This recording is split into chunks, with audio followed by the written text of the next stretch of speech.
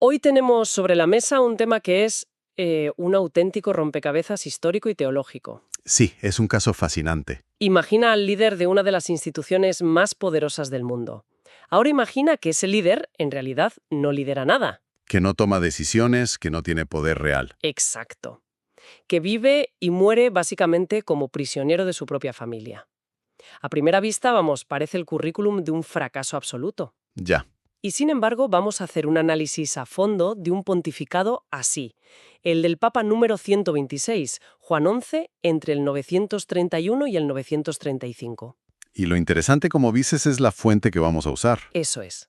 Porque tenemos un texto de una organización, Civic ODM, que propone algo increíble, que este papado fallido es en realidad una de las pruebas más potentes de la fortaleza de la Iglesia. Una paradoja total. Totalmente. ¿Cómo es posible?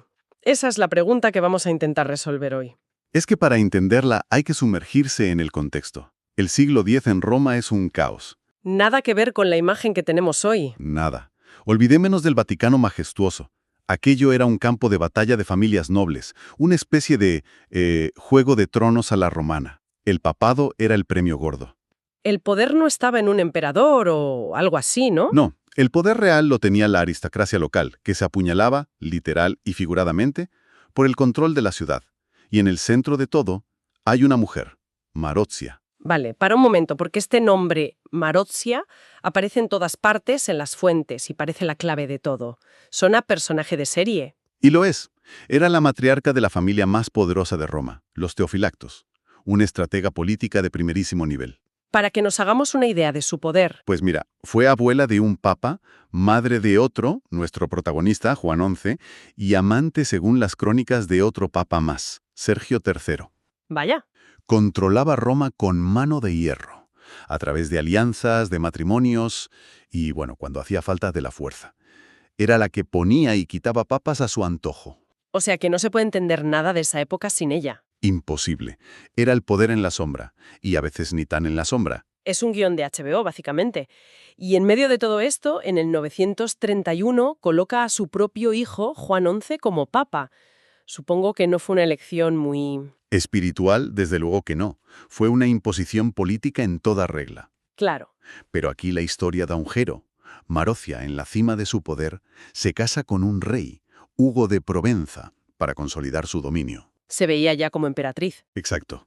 Pero su otro hijo, Alberico, que era medio hermano del Papa, ve esto como una amenaza directa a su propio poder. Y actúa. Organiza una revuelta popular, expulsa a su nuevo padrastro de Roma y a su madre, a Marozia, la encierra en un castillo. ¿Y qué pasa con su hermano el papa? Pues que Alberico, para asegurarse el control total, también lo encierra a él. Y aquí empieza de verdad nuestro análisis. O sea, desde el 932 hasta que muere. Hasta su muerte en el 935, el Papa Juan XI fue un prisionero en el Palacio de Letrán.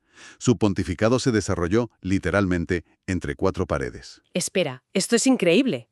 El sucesor de San Pedro, el líder de la cristiandad occidental, no podía ni salir de su habitación. Así es. Entonces, a ver, ¿quién gobernaba la Iglesia?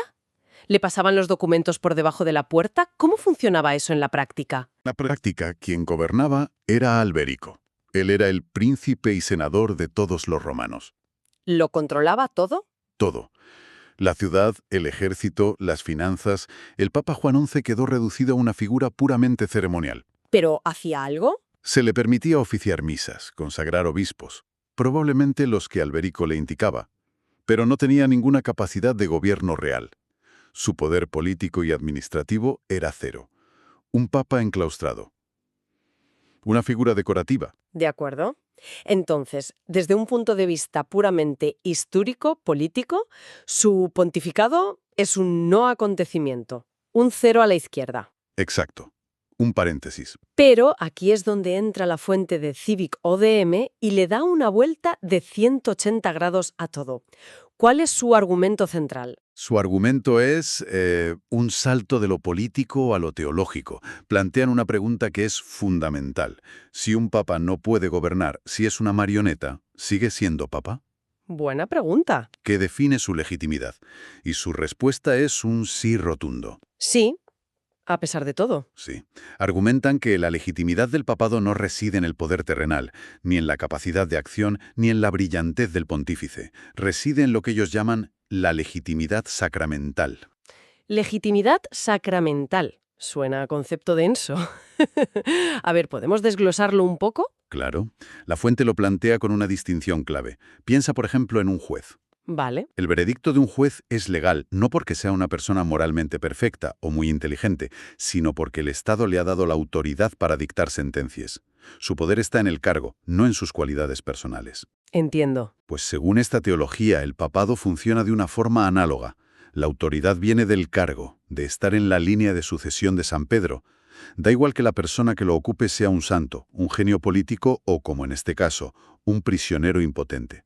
Ya. El texto lo dice claro, es papa no por lo que puede hacer, sino por lo que representa sacramentalmente. Entiendo la analogía del juez, pero me sigue pareciendo, no sé, una justificación un poco a medida.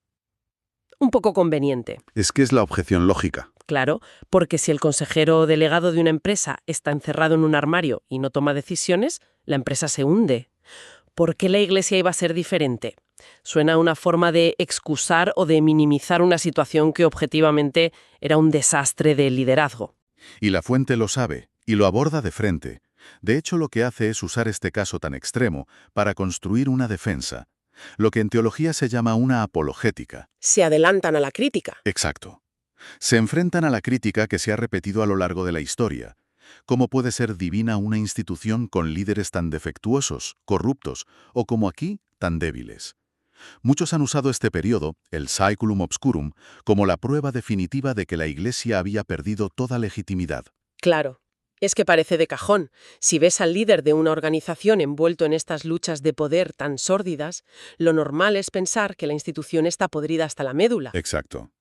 Pero el contraargumento de la fuente es increíblemente audaz. Le da la vuelta completa a la tortilla. ¿Qué dice exactamente? Dice que si la continuidad y la legitimidad de la Iglesia dependieran de la santidad personal o de la independencia política de cada papa, esa cadena se habría roto hace siglos. Bueno, eso es un argumento fuerte. Claro, no habría sobrevivido a los Borgia, a las luchas con los emperadores, y desde luego no habría sobrevivido a la anarquía del siglo X. Para. ¿Me estás diciendo que el argumento es que el hecho de que la Iglesia sobreviviera a pesar de sus líderes es la prueba de que es divina? Ese es el núcleo de su tesis. Es una de las ideas más atrevidas y, reconozcámoslo, convenientes que he oído en mucho tiempo. Ninguna empresa diría jamás, nuestro éxito se basa en lo incompetentes que han sido nuestros directivos. Completamente. Es una conclusión que el propio texto califica de paradójica. La lógica que proponen es esta. Ninguna institución puramente humana, argumentan ellos, podría haber sobrevivido a este nivel de caos y corrupción interna. Ya. Si la Iglesia ha perdurado, no gracias a muchos de sus líderes, sino a pesar de ellos, es porque, según esta perspectiva, su fundamento no es humano, es sobrenatural. La debilidad extrema del líder misible se convierte en la prueba de una fuerza invisible que la sostiene. Es una pirueta argumental fascinante, tengo que admitirlo. Pero claro, esta es una interpretación muy teológica. ¿Qué diría un historiador secular? Alguien que analiza esto sin el componente de la fe. No creo que se tragara el argumento de la intervención divina. En absoluto. Un historiador, por ejemplo, de la talla de John Julius Norwich, que escribió muchísimo sobre la historia del papado, ofrecería una explicación mucho más terrenal. ¿Cuál sería? Para ellos, no hay misterio divino aquí. Lo que ven es que el papado, en el siglo X, había dejado de ser una fuerza espiritual paneuropea. Se había convertido en algo más local. Se había convertido, en la práctica, en un ducado local más. Era el premio principal en la política de la ciudad de Roma y sobrevivió por las mismas razones que sobrevivían otras dinastías. Es decir, menos gracia divina y más inercia, poder y reconocimiento de marca, por así decirlo. Exacto. La marca del papado era tan potente que podía aguantar aunque la persona al frente fuera un títere. Exactamente. La institución tenía una inercia tremenda. Había una maquinaria administrativa, la curia romana, que seguía funcionando a su ritmo. Se gestionaban tierras, se intentaban cobrar impuestos, se mantenían relaciones con otros obispados. O sea, la burocracia seguía en marcha. Claro, sobrevivió porque era sistema establecido y para las familias romanas era mucho más rentable controlar esa estructura que destruirla y crear algo nuevo. Desde esta perspectiva puramente histórica, la supervivencia del papado en el siglo X no es un milagro. Es política. Es un ejemplo de resiliencia institucional y de cómo el poder, una vez consolidado, tiende a perpetuarse. Así que tenemos dos visiones totalmente opuestas del mismo fenómeno. Por un lado, una historia de fe y resiliencia divina. Sí, Por otro, una cruda historia de poder, política familiar y supervivencia burocrática. Volvamos un momento a la visión teológica. Si Juan XI no hizo nada, si no dejó grandes reformas ni documentos importantes, ¿qué legado puede tener según la fuente de Civic ODM? ¿No puede ser un legado de acción? no, no lo es. Y la fuente lo que hace es proponer que reinterpretemos el concepto de legado. Dicen que el de Juan XI no es un legado de acción, sino de lo que llaman resistencia pasiva. Ya, resistencia pasiva. Es un concepto potente. ¿Cómo lo definen? Lo explican como el testimonio silencioso de una iglesia que sobrevive precisamente cuando su pastor está encadenado. Ya. La idea es que en esos momentos de máxima debilidad humana, cuando el líder visible está completamente neutralizado, se hace más evidente que el verdadero motor de la institución no es el poder de ese líder. El legado no es lo que hizo. No, el legado de Juan XI no es lo que hizo, sino el simple hecho de que el papado continuó existiendo a través de él. Su pontificado se convierte en un símbolo. Un símbolo de debilidad que, paradójicamente, apunta a una fuerza mayor. Es un legado muy abstracto, ¿no? Lo es. Es un legado que, según este texto, nos enseña que la historia de la Iglesia no avanza solo en sus momentos de gloria, con sus grandes papas reformadores o sus santos. Claro. Dicen que avanza también, y de un modo quizá más elocuente, a través de sus horas más oscuras, porque es en esa oscuridad, argumentan, donde la promesa de un apoyo divino se hace más visible. Y terminan con una metáfora, creo. Sí, concluyen con esa metáfora tan clásica. Estos momentos demuestran que es Cristo quien sostiene la barca, incluso cuando parece a la deriva. La imagen de la barca de Pedro en medio de la tormenta, con un timonel atado de manos, pero que, a pesar de todo, no se hunde. Esa es la imagen. Bien. Recapitulemos, porque hemos puesto muchas ideas sobre la mesa. Partimos del pontificado de Juan XI, un papa prisionero en el caótico siglo X. Sí, Y hemos visto dos interpretaciones radicalmente distintas. Por un lado, la que nos ofrece la fuente de Civic ODM, una visión teológica donde la impotencia de este papa se convierte en la máxima prueba de la resiliencia divina de la institución. una distinción radical entre la fragilidad del hombre y la supuesta solidez de la institución divina.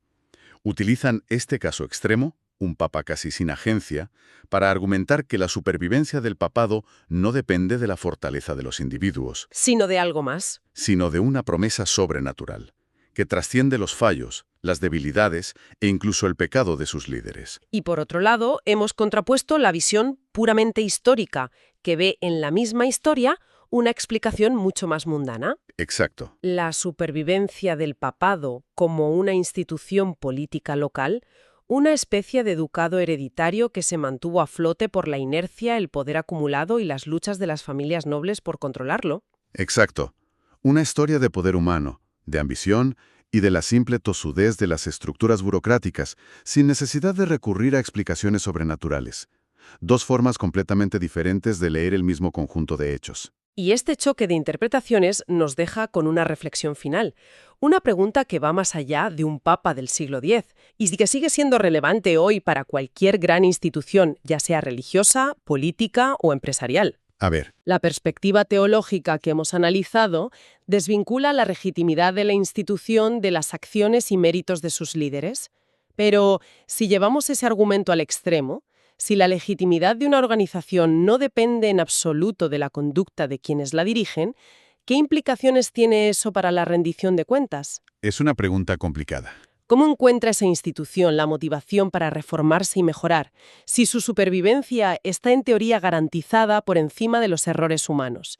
Es un dilema complejo, entre la fe en un ideal y la necesidad práctica de exigir responsabilidades.